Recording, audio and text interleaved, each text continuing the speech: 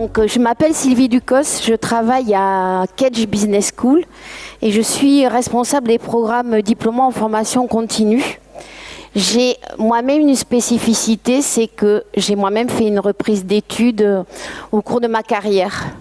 Pourquoi avoir choisi cette thématique? Parce que si j'en suis là aujourd'hui, ça fait 18 ans que je travaille à Kedge, c'est tout simplement parce que j'ai trouvé les ressources en moi pour arriver à pratiquer le leadership au féminin. Je vous en parlerai plus après.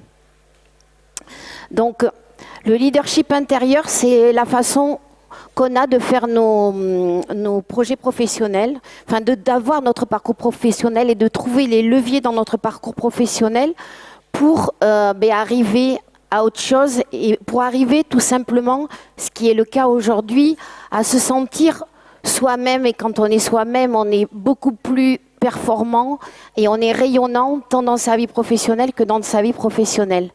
D'où le schéma qu'on a indiqué ici.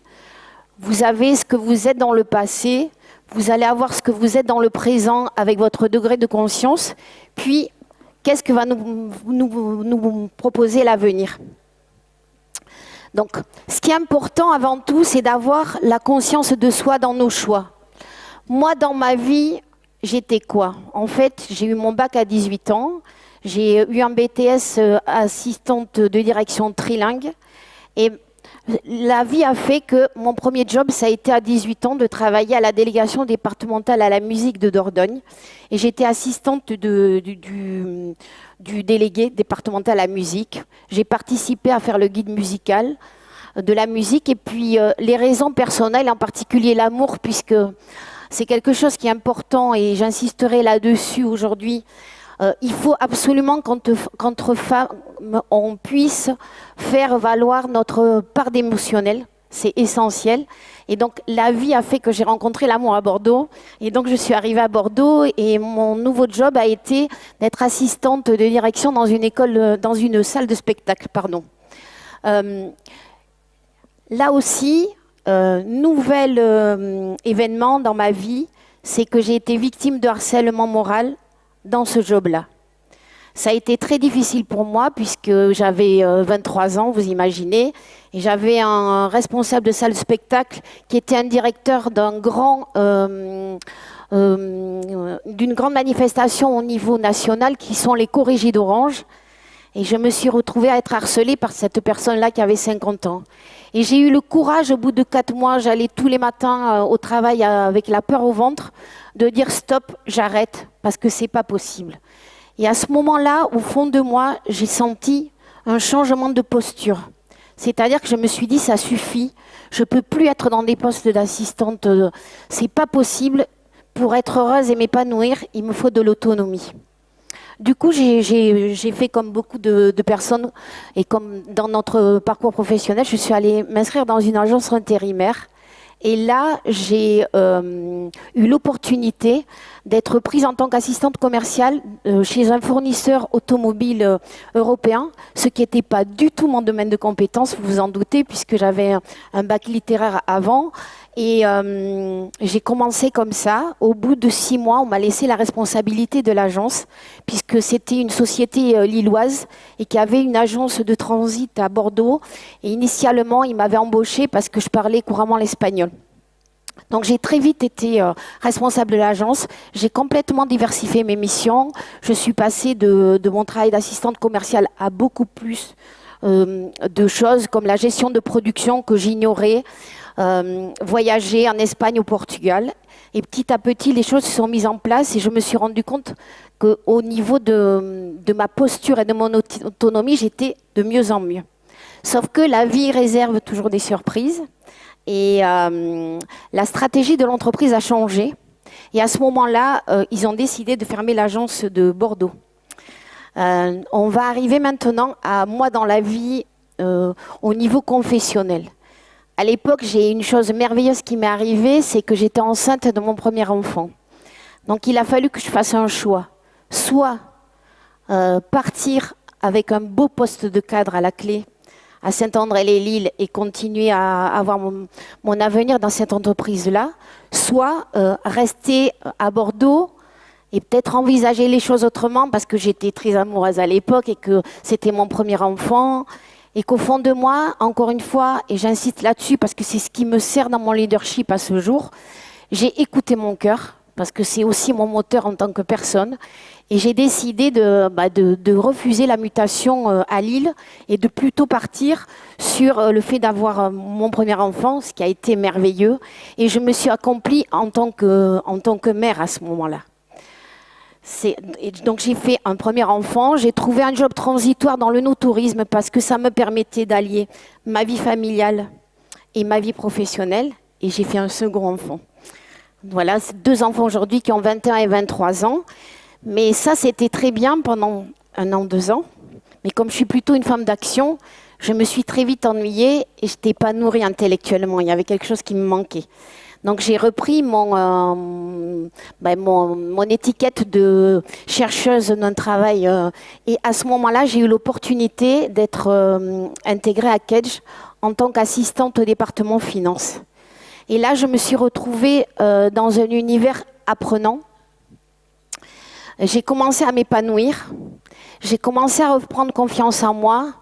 J'ai pris mon petit ordinateur et je suis allée m'asseoir dans la salle avec les étudiants en formation initiale parce que les professeurs du département finance de Kedge m'ont fait confiance et m'ont dit Sylvie, on voit que tu es curieuse et viens avec nous en cours. Et là, il y a quelque chose qui s'est passé en moi, c'est que petit à petit, j'ai découvert l'alignement. Et je me suis dit, c'est bien, j'accompagne les élèves. J'ai une certaine assise, mais je ne suis pas encore complètement nourrie.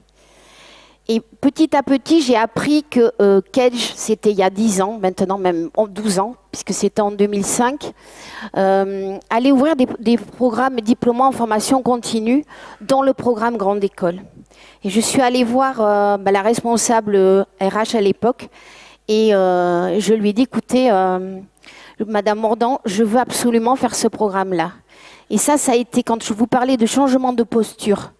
Tout à l'heure, donc le premier changement de posture, ça a été avec le fait d'avoir un harcèlement moral. Et ça m'a fait dire qu'il me fallait vraiment de l'autonomie, que je ne m'épanouissais plus dans ce travail-là. Le deuxième changement de posture, ça a été ma reprise d'études. Et cette reprise d'études-là, elle m'a permis d'une part, vraiment conforter ma confiance en moi, mais de retrouver l'estime de moi et du coup de m'accomplir en... Oui, Hélène, super. Voilà ma collaboratrice qui arrive. Donc, je dis en 2 mots, Hélène travaille avec moi. Donc, moi, je vais finir mon histoire. Hein, elle prendra le lien, Hélène. Donc, de m'accomplir. Et donc, j'en étais où? Que je reprenne, parce que du coup, elle m'a perturbée, là. Oui, dans la reprise d'études. Donc, et petit à petit, d'avoir cette estime de moi, ça m'a fait partir un jour, encore une fois, avec moi-même, prendre rendez-vous avec le directeur général de Kedge et lui dire « Je suis Sylvie Ducos, j'ai un programme en école, j'ai 10 ans d'expérience professionnelle, qu'est-ce qu'on peut faire ensemble maintenant ?» Et c'est à ce moment-là que j'ai eu le poste de responsable pédagogique du programme en école en formation continue. Et petit à petit, j'ai fait une très belle rencontre managériale qui s'appelle Jean-Luc Faye, qui m'a laissé évoluer au fur et à mesure et qui m'a permis de m'aligner de plus en plus dans ma posture. Et du fait, donc 2 ou 3 ans après avoir été responsable pédagogique, il a décidé de me confier la gestion d'une équipe que je gère aujourd'hui depuis 3 ans. Et je suis responsable des programmes en formation continue de tout Kedge, tout campus Confordu. Je gère une équipe de 10 personnes à ce jour. Et j'ai aussi, encore une fois, parce que je me suis de plus en plus retrouvée avec moi-même, décidé de me faire accompagner sur cette prise de poste. Et du coup, de travailler sur mes valeurs en tant que leader femme. Et les valeurs que j'ai en tant que leader femme, et c'est peut-être ce que vous avez intégré aussi dans l'histoire de mon parcours, c'est bienveillance, coopération et développement personnel. Viens, Hélène. Du coup, en particulier au travers de toutes les relations que je peux avoir en accompagnant les étudiants, en travaillant avec les intervenants, dont Hélène. C'est fini? Au bout de 2 minutes. J'ai pu continuer à travailler sur mes valeurs-là et à les appliquer au jour le jour. Et c'est ce qui me motive à ce jour. Tu veux rajouter quelque chose? Je ne sais pas sur quoi. Tu as parlé de te sentir importante, utile. Oui, mais peut-être... Vas-y, dis. Donc, quand on a travaillé ensemble avec Sylvie, c'était de repérer qu'est-ce qui fait la distinction entre un leadership au féminin et un leadership plus général dans lequel, de toute façon, on va également nous. C'est peut-être ce courage de l'intime et de la conscience de l'intime que nous avons pour avoir notre leadership intérieur. Et que là, il y a 3 composantes clés. C'est se sentir important, au sens de jouer un rôle, contribuer à quelque chose. Dit, oui. Okay. Sentir compétent et aussi se sentir aimable, considéré personnellement. D'où la bienveillance. Voilà. Et que donc, du coup, il y a tout un kit de valeurs qui va là-dedans et que la conscience vraiment de ces critères-là et de le mettre tangiblement au service du leadership que l'on mène, qu'il soit de direction, qu'il soit tout seul dans son entreprise, qu'il soit au service d'une équipe, c'est de façon tangible, consciente, et qu'on fait avancer le leadership en général et la culture de leadership en général dans les organisations de façon exponentielle. Là où souvent le leadership au masculin, plus sur la performance pure d'un premier abord, nous aussi on y va sur la performance, hein. Mais autrement, eh bien qu'aujourd'hui, c'est sans doute ce qui marque la différence dans les organisations. C'est ce qui a été dit ce matin aussi, je ne sais pas si certaines d'entre vous étaient à la conférence sur 4 personnes qui parlaient du réseau, c'est que les femmes, on n'est pas dans un management directif, on est dans un management collaboratif et c'est ça qui fait notre force. Et ce qui est important aussi, c'est toute la partie émotionnelle, c'est ce que je vous disais tout à l'heure. Voilà, et être au clair avec son organisation, avec oser dire, se demander et dire à quoi on a envie de contribuer dans le monde en premier, dans cette entreprise, oser le dire qu'on a du sens à le faire et pas simplement des critères de performance, mais oser contribuer à quelque chose de sensible. Aussi, la deuxième chose, c'est que dans une organisation d'aujourd'hui, et plus elles sont grosses, plus c'est important, personne d'autre que moi ne prendra soin de moi. Ça, c'est clair et c'est indispensable. C'est ce que je vous disais, c'est ce que j'ai vécu quand j'ai été victime de harcèlement moral. C'est d'avoir trouvé en moi la force de dire non, c'est terminé et vers quoi je veux aller pour m'accomplir et être pertinente pour moi et pertinente pour les autres. Autant les personnes que j'accompagne à l'heure actuelle qui font des reprises d'études, autant les personnes que j'accompagne dans mon équipe avec laquelle je travaille au quotidien. Alors autant on peut compter sur l'organisation pour m'aider à prendre soin de moi, bien sûr, à se faire en sorte que des règles soient respectées, comme sur la discrimination, sur plein de choses comme ça, mais de l'estime de moi, il n'y a que moi qui suis au pilotage. Et donc c'est important que je fasse des choses pour moi. Je crois que beaucoup d'hommes devraient le faire aussi. Il y en a de plus en plus d'ailleurs, moi je trouve. En tant que consultante, je le vois de plus en plus. Et puis oser vraiment la bonne place pour moi et la proposer. Aujourd'hui, les organisations sont de plus en plus ouvertes à dire ça, ok, où est ta meilleure place possible? Et pas simplement en termes de critères de compétences, mais ma capacité à faire bouger les lignes, à faire changer les choses. Et ça, aujourd'hui, c'est ça vraiment ce qui distingue le leadership au féminin. C'est vrai que ça dénote parfois dans les organisations et les cultures. Et en même temps, moi, ce que j'entends des dirigeants aujourd'hui, c'est que c'est de ça dont ils ont besoin, mais qu'ils ne savent pas trop comment ni l'accueillir, ni le stimuler. Parce que c'est plutôt contraire à tout ce qu'on a vu pendant des années. Donc le leadership intérieur, c'est la clé du leadership au féminin. À vous de le cultiver, de vous faire grandir, d'oser les formations en développement personnel. Et c'est une source de contamination positive incroyable. D'où le fait qu'on a voulu mener cette conférence toutes les deux, puisque moi, au niveau de tous mes programmes diplômes en formation continue, il y a une grosse part de développement personnel et c'est ce qui fait la différence.